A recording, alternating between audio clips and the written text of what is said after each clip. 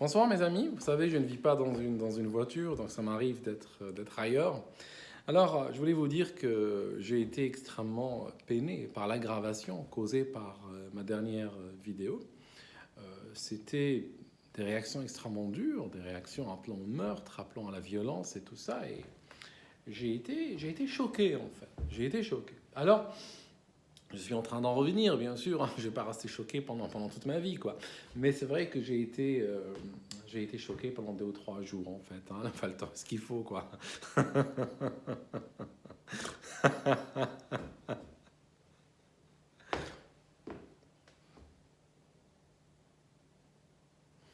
J'ai coupé cette séquence au montage parce que ça fait un petit peu foutage de gueule. Et une vidéo YouTube, c'est sérieux, d'accord? Alors, je reprends. Je disais que, voilà, je sais plus ce que je disais. En tout cas, il faut savoir que nous sommes en Angleterre. Alors en Angleterre, nous n'avons pas la même structure sociale que la France, nous n'avons pas... Il y a des choses qui sont extrêmement différentes. Une des choses, c'est notre rapport à la franc-maçonnerie. La franc-maçonnerie en Angleterre, c'est une organisation qui est extrêmement visible, qui est extrêmement présente dans la vie de tout un chacun. Quand vous avez un département dans un hôpital qui n'arrive pas à finir le financement d'un appareil rayon X ou un scanner ou autre, il contacte qui à votre avis? Il contacte la franc-maçonnerie. Et vous allez voir dans tous les hôpitaux du pays, il y a toujours un board, il y a toujours un panneau qui affiche les donateurs, et la franc-maçonnerie est là, dans ce board, depuis un temps immémorial. Ce n'est pas qu'ils ont donné 50 euros à un hôpital une fois pour que j'en fasse, on donne de l'argent. Non, non, ça fait vraiment ça fait partie de l'environnement. C'est une des plus grandes charities ou œuvres de notre pays, quoi. Donc il ne faut pas... je dis notre pays, bien sûr, d'accord? Et Oni soit qui mal y pense. Alors, j'ai été, j'ai été peiné par ce degré de haine dans un certain nombre de commentaires. Et je vais vous dire un truc. Vous savez, j'aime bien aller vers les autres. J'aime bien explorer. J'aime bien découvrir. Et si je veux vous parler d'un sujet, mes amis, quand je vais vous parler d'un sujet, à votre avis, je fais comment pour en parler?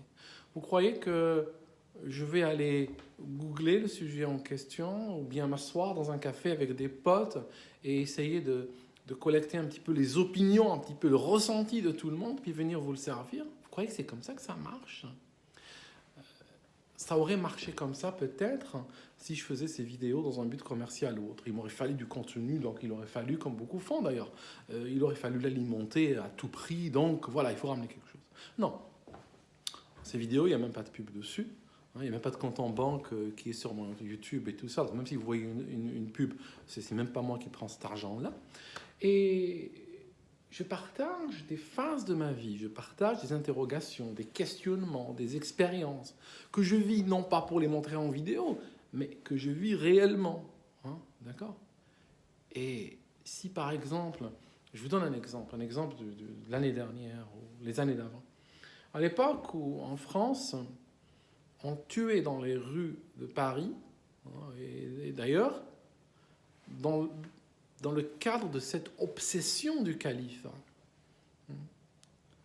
je suis venu vous parler de chiisme et de sunnisme. Et beaucoup de gens qui étaient sur le point de basculer dans le djihadisme ont commencé à réfléchir, se sont dit, oh, c'est quoi ce truc? Se sont dit, il y a quelque chose là. Ce gars est en train de dire des choses, en train de nous montrer des preuves de nos propres livres qu'on peut trouver dans nos mosquées et dans nos librairies. Voilà. Et beaucoup ont été refroidis par rapport à la violence, par rapport au djihad. Moi, je voulais même pas qu'ils changent de doctrine ou de religion. C'est même pas mon but. C'est même pas mon but. Je voulais juste leur dire, attention, il y a autre chose. Avant de tuer, avant que tu ailles mourir pour ça, attention, il y a autre chose. Il y a notre son de cloche. Et ce son de cloche a touché beaucoup. J'ai offert à la France, hein, si je compare par rapport aux associations qui ont ruiné l'État, hein, qui ont surfé sur la vague de déradicalisation, ils ont été prendre de l'argent des espèces sonnantes et trébuchantes. Je peux dire, si je me juge par rapport à cet étalon-là, j'ai offert à la France pour 50 millions d'euros de déradicalisation gratuite. Voilà. Sans même afficher une publicité sur une vidéo. Okay? Comment je vais faire ça? Comment j'ai pu faire ça? Vous croyez que je le fais en allant googler? Vous croyez qu'on peut avoir la puissance, on peut avoir la force, on peut avoir l'argument juste en googlant ou en donnant son opinion? Non, il faut aller chez les gens sérieux. Donc j'ai été chez qui? J'ai été chez des chiites, et pas des moindres, des gens qui ont été bombardés, des gens qui ont été condamnés à mort, des gens qui ont perdu leur citoyenneté dans leur pays d'origine, d'accord? Des professionnels, des durs. D'ailleurs, ça m'a été reproché, bien sûr, d'accord? C'est pas grave, je prends le reproche, c'est pas grave. Moi, je sais ce que j'ai fait, d'accord? Moi, je sais que j'ai aidé beaucoup de gens à sortir de la mentalité djihadiste. Alors après, vous me traitez ce que vous voulez, c'est pas grave, c'est pas grave. Ok, je vais même pas me défendre. J'ai, depuis plusieurs années, une playlist où de temps en temps, je fais des vidéos sur la franc-maçonnerie. C'est un sujet, ce n'est pas un sujet central dans mes vidéos, mais je parle régulièrement de franc-maçonnerie. Il y a des gens qui viennent commenter, tu sais rien sur la franc-maçonnerie. D'autres qui commentent, waouh, pour un blogueur, tu as l'air d'en connaître beaucoup sur la franc-maçonnerie. Enfin, les gens comme ça, ils aiment bien mettre dans des catégories, puis se permettre de juger. Mais au fond, vous croyez que je fais comment pour parler de ces choses-là? Vous croyez que je vais passer une nuit à regarder les vidéos sur YouTube qui ont été faites avec de la musique et des flashs et des Illuminati J'ai même fait une vidéo sur les Illuminati d'ailleurs. Et des triangles, des pyramides, des yeux, des pentagrammes inversés. Puis après, j'arrive au matin, je vous fais une vidéo. C'est sérieux, ça? D'accord? Okay. C'est pas le genre de la maison. D'ailleurs, c'est pour ça que beaucoup de gens viennent m'écouter. Des gens très sérieux, souvent. D'accord? Il y a des gens super sérieux qui m'écrivent, qui me disent Aldostéran, je commande jamais sur tes vidéos, mais je t'écoute. Et c'est des gens avec un sacré pédigré, des fois. Pourquoi? Parce qu'ils viennent voir la réalité. Je partage une réalité, c'est tout. Alors, je sais que l'aggravation qui a été causée par ma vidéo l'illustre amplement. Je sais que la franc-maçonnerie est un point d'achoppement en France. Je sais que beaucoup vivent dans le complot maçonnique, si ce n'est le complot judéo-maçonnique. Hein, la main de l'étranger, comme on dit en Algérie. Alors, je sais que c'est un point chaud. Donc, je veux en parler. Je fais quoi, moi, pour en parler? Hein, à votre avis, qu'est-ce que je vais faire pour en parler? Ben, je vais aller à la source. Je vais aller voir à la source. Alors, libre à vous. Il y a plein de gens sur YouTube qui savent tout sur tout. Sur la franc-maçonnerie, c'est plein de choses. Ok. Combien font des vidéos de pilotage maçonnique? D'accord? C'est ça la question que vous devez vous poser. Ce matin-là, alors, il y a des gens qui sortent des arguments débiles. C'est des satanistes. Ça veut dire quoi un sataniste? Dites-moi, ça veut dire quoi un sataniste vraiment? D'abord, vous ne m'impressionnez pas avec cette sortie, déjà. Je viens d'un pays, je vais vous dire un truc. Certains vont même pas me croire, certains vont tomber de haut, certains vont dire il délire. Je viens d'un pays, figurez-vous, il y a des gens qui tuent au nom de Dieu. Il y a des gens qui versent du sang humain en criant le nom de leur divinité. Vrai. D'accord? Si tu ne me crois pas, je peux te le démontrer. Ok? Vrai. Donc, s'il y a des gens qui sauvent des vies, s'il y a des gens qui construisent des pans d'hôpitaux, d'accord? Et que tu me dis ils sont satanistes, je te dis s'ils font ça au nom de Satan, c'est que, bon, voilà, c'est peut-être une bonne chose après tout, d'accord? Peut-être une bonne chose. Et sur le plan théologique, j'aimerais bien que tu élabores, parce que tu me dis c'est satanistes. Ok, ben vas-y, élabore, développe, hein, parce que c'est quoi le satanisme? C'est quoi les 5 piliers du satanisme, j'allais dire, hein? Vas-y, développe, décris-moi ce satanisme, ce que c'est. Ok? Au lieu de parler comme ça dans le vide. Je vous montre un truc au sujet de sauver des vies au nom du satanisme. Je vous montre un truc. Vous savez, quand le cœur de quelqu'un s'arrête, quand quelqu'un fait une crise cardiaque, vous savez que ses chances de survie baissent de 10% chaque minute. Je le tiens de qui? Je le tiens d'un gars qui a une bague maçonnique et qui intervient sur 3 crises cardiaques par semaine. Il travaille il est ambulancier, en fait. Okay, je vous montre un truc. Samedi matin, n'est-ce pas? Vous pouvez voir, Saturday, n'est-ce pas? On ne peut pas faker ça. Vous reconnaissez le tapis bleu. Vous reconnaissez le tapis bleu qu'il y a dans ma vidéo sur la franc-maçonnerie. Et c'est quoi ça? Il y a un mannequin ici. Il est connecté à quoi? Il est connecté à un dispositif de défibrillation. Alors, quand une personne... Malheureusement, quand une personne est dans une situation difficile, quand une personne a le cœur qui s'arrête, un gars qui tombe devant toi, c'est vrai qu'avec un cœur arrêté, les chances de prospérité, on le sait, sont extrêmement faibles. Par contre, quand quelqu'un vient tomber devant toi. Tu interviens tout de suite, avant même l'arrivée des secours, parce que les secours, ils mettent 10 minutes, ils mettent... Hein, d'accord. Eux, leur objectif, il m'a dit que c'était 8 minutes. Et 96% des appels qu'ils reçoivent pour arrêt cardiaque, ils arrivent à être là en moins de 8 minutes. Mais 8 minutes, tu as déjà perdu 80% des chances de survie. Donc, aujourd'hui en Angleterre, j'espère que c'est pareil en France, il y a partout, dans les gares, dans les entreprises, dans les stations de métro, partout, il y a des appareils de défibrillation. D'accord? Des appareils de défibrillation. Ça ressemble à ça. Je vais te...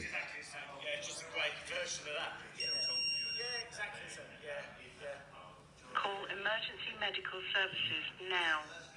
Adult mode. Follow the voice prompt calmly. Remove all clothing from chest and stomach. D'accord? Rip clothing if necessary. Alors, si vous regardez cet appareil, il y a un truc extraordinaire. Donc, ce samedi matin, j'étais là parce qu'il y avait cet entraînement qui était offert, il y avait des ambulances qui étaient garées là, il y avait des ambulanciers, il y avait du public, il y avait des gens qui étaient là pour apprendre à utiliser cet appareil. Voilà. Parce que moi, ça fait de très nombreuses années, n'est-ce pas, que j'apprends à utiliser, pas seulement des appareils de défibrillation, j'apprends les premiers secours, si vous voulez. Et à plusieurs reprises, j'étais dans des situations où des gens avaient besoin de premiers secours, et j'étais content de pouvoir être cet intervenant qui va sauver une vie. D'accord ? Certains diront non de Satan, mais juste, j'ai ce drive de vouloir sauver des vies. Voilà. C'est pour ça que j'ai fait des vidéos, par exemple, pour déradicaliser des djihadistes. Okay ? J'ai ce moteur-là à l'intérieur. Alors, je vous disais donc qu'il y avait une réunion de satanistes, et puis nous avons passé le samedi matin à sauver des vies avec ces appareils. Alors, ces défibrillateurs, vous savez quoi ? Ils ont un truc extraordinaire, c'est que tu ouvres la boîte, d'accord ? Tu ouvres la boîte. Tu appuies sur, il y a un bouton vert, un bouton rouge dessus. En fait, il n'y a pas grand-chose, hein, je te montre, hein, il n'y a pas besoin d'avoir fait ça un cire, hein, je vais te montrer un truc, attends. Je te montre un truc, c'est extraordinaire. Alors, c'est un savoir maçonnique, hein. Je l'ai appris chez les francs-maçons. Bon, je vais te le dire quand même, je vais te le dire, regarde. Tu vois, tu as un bouton rouge, hein, d'accord ? Tu as un bouton rouge et tu as un bouton vert. Alors, quand tu allumes le bouton vert, l'appareil te dit quoi faire. Tu n'as même pas besoin de réfléchir, il te dit quoi faire. Tu appuies sur le bouton vert, il dit appeler les secours. Tu appelles les secours. Après, il te dit... il y a une paire de ciseaux avec. Il dit de couper les habits de la personne. Tu coupes les habits de la personne. Après, il te dit il faut placer les électrodes. Tu places les électrodes. Et après, ce qu'il fait, tu masses. Et qu'est-ce qu'il fait l'appareil ? Après, il te dit ne pas toucher la victime. Donc, à ce moment-là, tu arrêtes. Tu ne touches pas. Tu t'éloignes de la victime. Parce que ces électrodes, en réalité, elles ont des capteurs cardiaques à l'intérieur. Donc, en fait, elles renvoient ce signal cardiaque à la machine. Et la machine va décider s'il faut, oui ou non, choquer la personne. Si la machine décide qu'il faut choquer la personne, je vais essayer peut-être de te montrer ça dans la vidéo, qu'est-ce qu'elle fait ? Elle te le dira. Attends, je vais te montrer. Attends. Ça. Attends.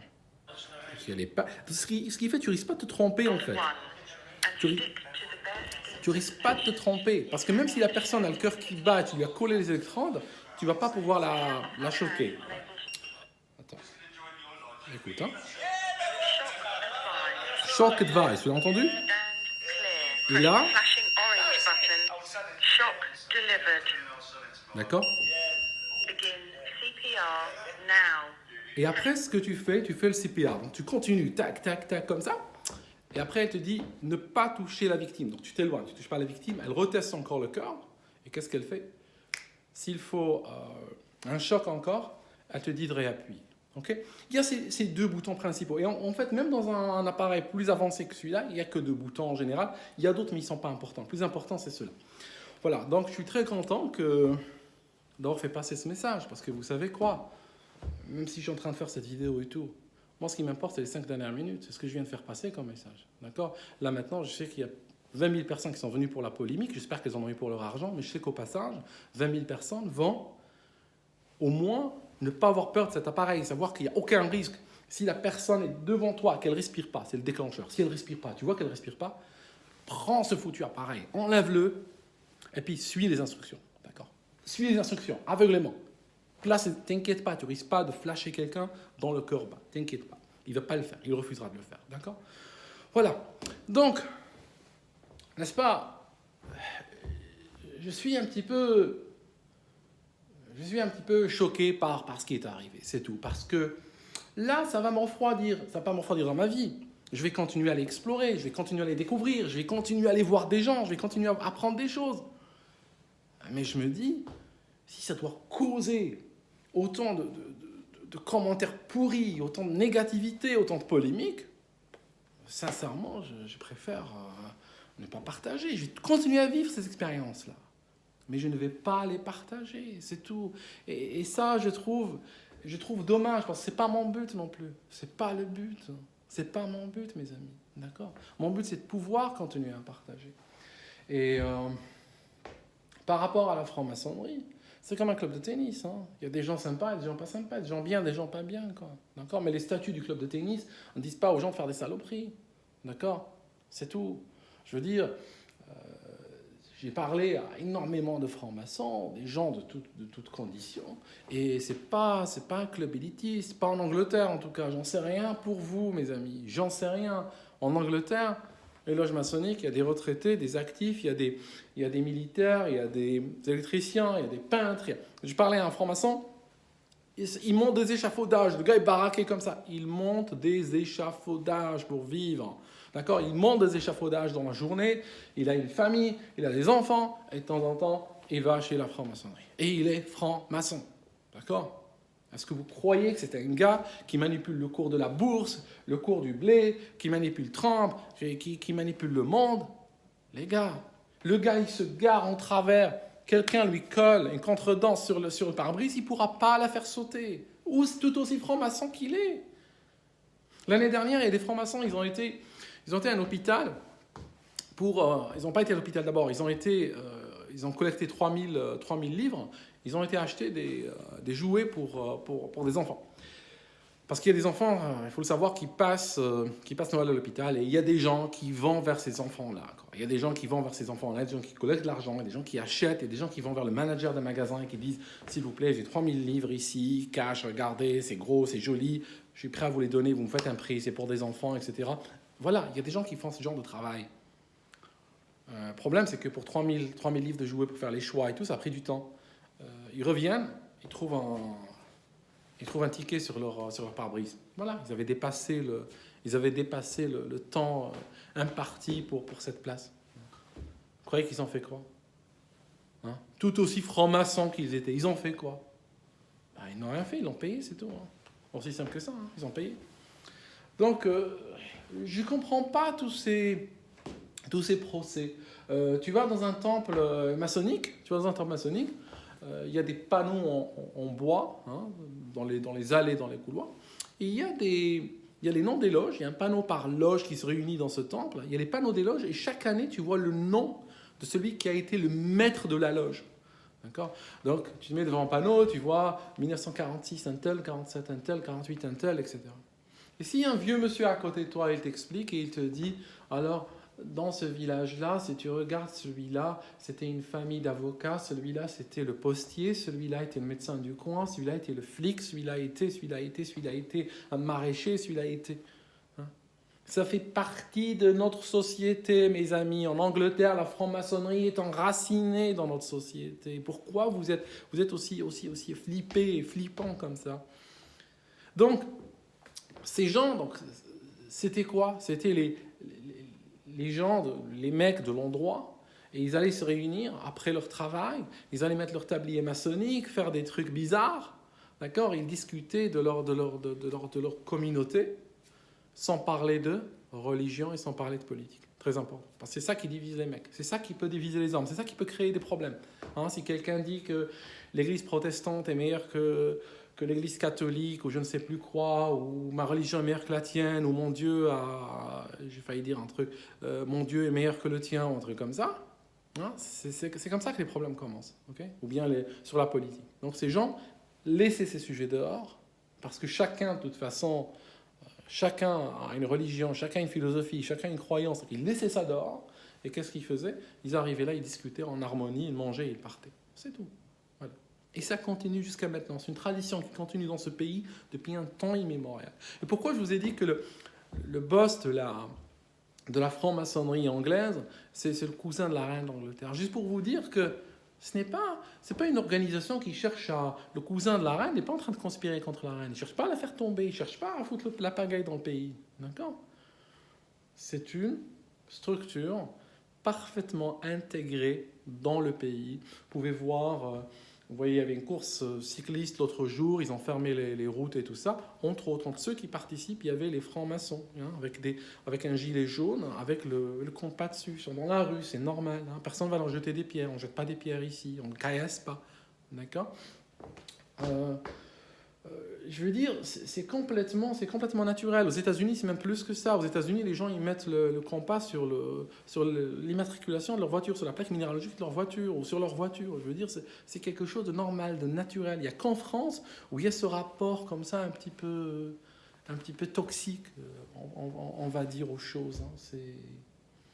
Mais bon, voilà. C'est quand vous voulez, mes amis. Je veux dire...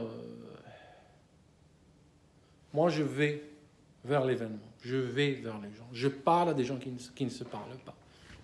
Et je partage. Puis voilà, c'est ça mon trip. C'est ça ce qui me fait plaisir dans la vie. Quand je suis curieux des gens, je suis curieux des choses, je suis curieux des événements.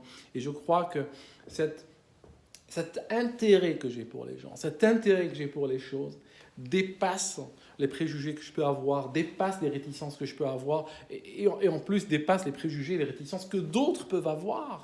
D'accord? C'est aussi simple que cela. D'accord? Donc, je ne sais plus quoi dire. C'était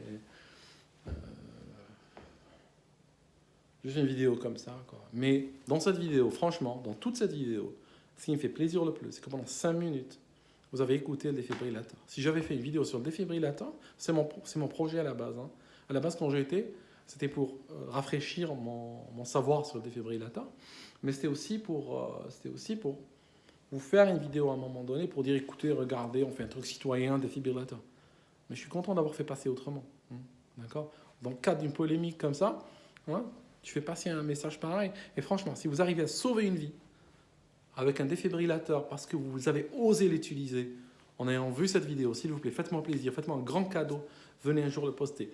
Que ça arrive maintenant, que ça arrive dans 10 ans, venez vers cette vidéo. Si c'est cette vidéo qui a été le déclencheur pour ça. Voilà, on va essayer de sauver des vies. Et puis le combat continue, si vous voulez. Hein. Vous savez, j'ai parlé à un ami juif l'année dernière. Et, quand il était gamin, il a été vers sa maman. Il revenait de l'école. Et lui a dit « Mes camarades sont antisémites. » Vous savez ce qu'elle a fait, sa maman? Elle lui a donné une baffe. À l'âge adulte, il considérait cette baffe comme salutaire. Pourquoi sa mère lui a donné une baffe? C'est pas qu'elle a considéré qu'il racontait n'importe quoi et que ses amis ne sont pas antisémites et tout. Non, c'est pas ça. Elle savait qu'il y avait probablement du vrai dans son ressenti. Elle savait qu'il y avait du vrai. Mais le ridouche, comme disent les juifs, la leçon, c'est quoi? La leçon, c'est le fait qu'il doit aller au-delà de ça. Parce qu'elle sait qu'une fois que tu rentres dans la victimisation, une fois que tu rentres dans une idée de dire « ma vie va mal à cause des autres », ma vie va mal à cause des antisémites, des juifs, ou bien ma vie va mal à cause des juifs, ou ma vie va mal à cause des francs-maçons, ou à cause d'eux, tu fais comme nous on fait en Algérie. Hein. Je veux dire, on reste là comme ça et on se dit « putain, notre vie aurait été parfaite, il n'y avait pas les généraux qui nous volaient notre argent, n'est-ce pas, hein, qui nous prenaient notre fric. » Vous savez, en Algérie, en 2016, on a fait rentrer 29 milliards de dollars, c'est même pas le sujet de la vidéo, mais 29 milliards de dollars de pétrole sur une année. D'accord? C'était le chiffre d'affaires du pétrole, 29 milliards de dollars. 95% des exportations, pétrole et gaz, 29 milliards. Vous savez quoi? Ça vous dit rien, 29 milliards. Je sais que beaucoup de gens ne sont pas des gens d'argent, donc 29 milliards, ça ne leur dit rien, mais le chiffre d'affaires d'Adidas, c'est 21 milliards. Le chiffre d'affaires de Lufthansa, c'est 35 milliards. Okay, par an. Ça te situe. Hein. Un pays entier, d'accord, a un revenu comparable à une entreprise de taille moyenne en Occident. Okay? Lufthansa n'a pas 41 millions, ou Adidas n'a pas 41 millions de travailleurs, hein, n'a pas d'employés à payer. L'Algérie a 41 millions de citoyens.